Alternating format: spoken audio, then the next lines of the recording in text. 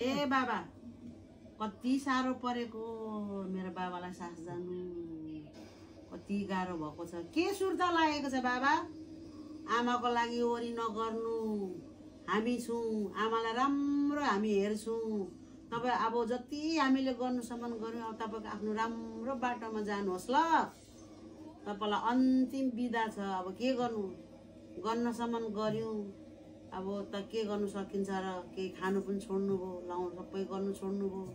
आमाको लागि वरि नगर्नु म आमालाई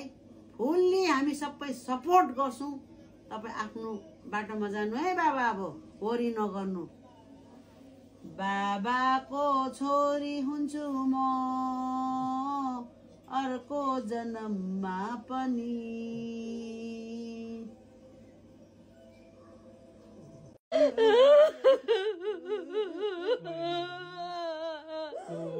नो वरिज बाबा आफ्नो बाटोमा जानुभयो हामीले सुर्ता गर्नु हुँदैन बाटोमा जानु दिनुपर्छ नो